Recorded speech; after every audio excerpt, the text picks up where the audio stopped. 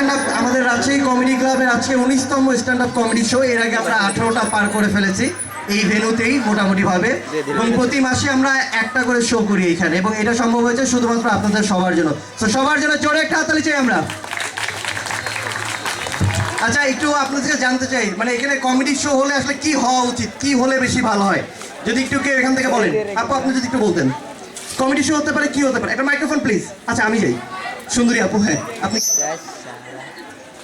Jokes হবে, fun হবে, etcetera. মানে কমন পড়েনি সব প্রশ্ন। ঠিক আছে, আমার জোকস হবে, ফান হবে, নিঃসন্দেহে জোকস হবে, ফান হবে, এই বিষয়ে কোনো ভুল নেই। আমরা আজকে অনেক এনজয় করবো, অনেক মজা করবো, এবং অনেক বেশি হাসবো। কি আমরা সবাই হাসবো কি না? অবশ্যই। একটু একটু আমরা হেসে দেখাই তো, কে কেমন একটু প্র্যাকটিস হয়ে যায়। ওকে, আমরা অনেক হাসতে চাই এবং আপনারা সবাই আমাদের সাথে থাকবেন। আমরা আছি আপনাদের সাথে শুধুমাত্র আপনাদের জন্য। রাজশাহী কমেডি ক্লাব এবং সেই সাথে আজকে এই অনুষ্ঠানটা যারা স্পন্সর করছে বইঘরের জন্য আমরা জোরে একটা হাততালি চাই আপনাদের সবার কাছ থেকে। আর যারা সামনে বসে রয়েছেন কিংবা জায়গা ফাঁকা রয়েছে, একটু প্লিজ পিছন থেকে একটু সামনে এসে বসবেন, তাহলে আমাদেরও ভালো লাগবে আর কি। তো চলে যাই আমাদের প্রথম যিনি পারফর্মার রয়েছে, প্লিজ ওয়েলকাম। আমাদের মধ্যে রয়েছেন Fahim from Rajshahi comedy club. জোরে একটা হাততালি হবে তার জন্য।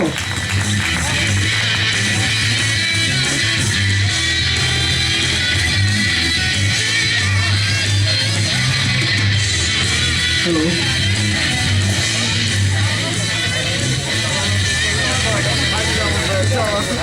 আসসালামু আলাইকুম।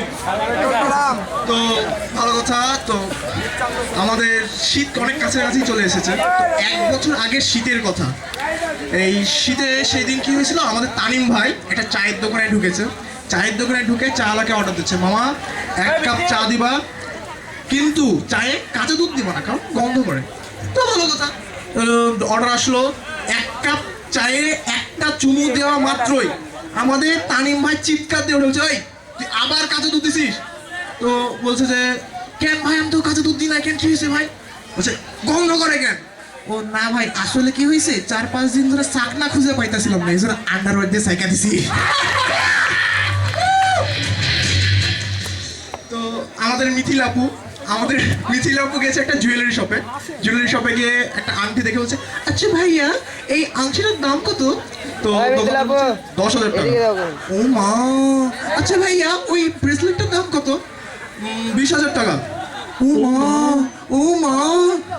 তো ভালো কথা, এরপর বলছে, আচ্ছা ভাইয়া ওই সীতাহারটার দাম কত? এই শুনে দোকানদার হচ্ছে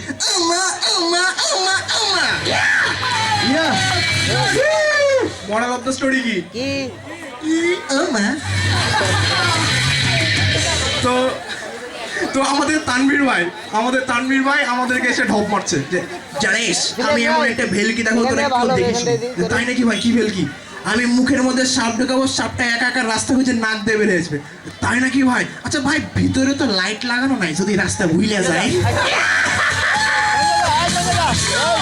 তো ভালো কথা, এই তানভীর ভাই আমাদের রিফাতকে দেখে বলছে, এই রিফাত জানিস তোরে দেখে একটা কথা মনে পড়ে গেল। যে রিফাত বলছে, কি ভাই? ওই মিরপুর চিড়িয়াখানার গরিলাটা একেবারে তোর মতো দেখতে। তো ভালো কথা, এই শুনে রিফাত বলছে, ভাই আপনারা দেখো একটা কথা মনে পড়ে গেল।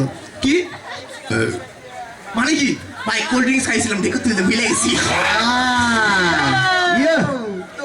তো এই রিফাতই ডাইটিং করে। তো ডাইটিং থেকে মনে পড়লো যে কিছু মানুষ আছে ডাইট করে, আর কিছু মানুষ আছে মানুষ দেখানোর জন্য ডাইট করে। তো এইসব যারা মানুষ দেখানোর জন্য ডাইট করে, তাদের ক্যারেক্টারটা এরকম। একটা হোটেলে গেল, হোটেলে গিয়ে অর্ডার দেয়, মামা 1 প্লেট ফুল কাচ্চিরনি উইথ এক্সট্রা ঘি, আর হ্যাঁ তার সাথে একটা ডাইট কোক।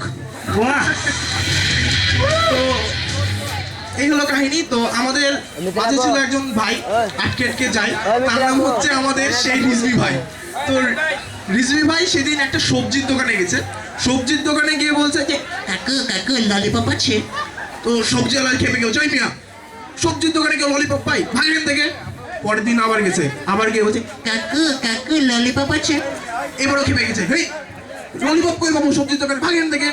পরের দিন আবার গেছে, আবার গিয়ে বলছে, কাকু ললিপপ আছে? এবার খেপে গিয়ে বলছে, ওই তুই যদি আরেকবার আসিস তোরে দড়ি দিয়ে বাইধে রাখবো। রিজভি ভাই পরের দিন আবার গেছে, আবার গিয়ে বলছে, কাকু দড়ি আছে? দড়ি না নাই। কাকু ললিপপ আছে?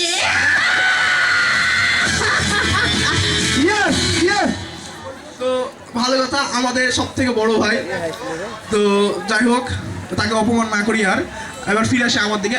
আমার পিছে 100 খানেক লোক দৌড়াচ্ছে, এর মানে হলো আমি ভবিষ্যতের রকস্টার।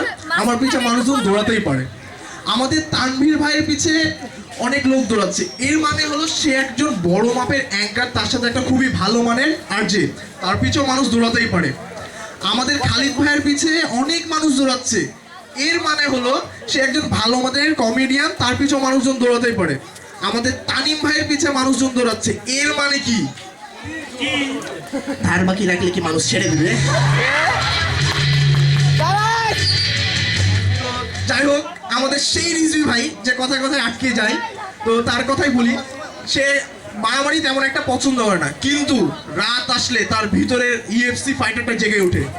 সেও রাতের বেলা ইউএফসি খেলে, কিন্তু কার সাথে? মশার সাথে। তো মশার সাথে সেদিন যে ফাইট করছিল, আমার বাসায় স্টাডি করতে এসেছিল, এসে ঘুমাইছিল। তো আমি লাইভ দেখলাম তাদের ফাইট। তাদের ফাইটটা হচ্ছে এরকম।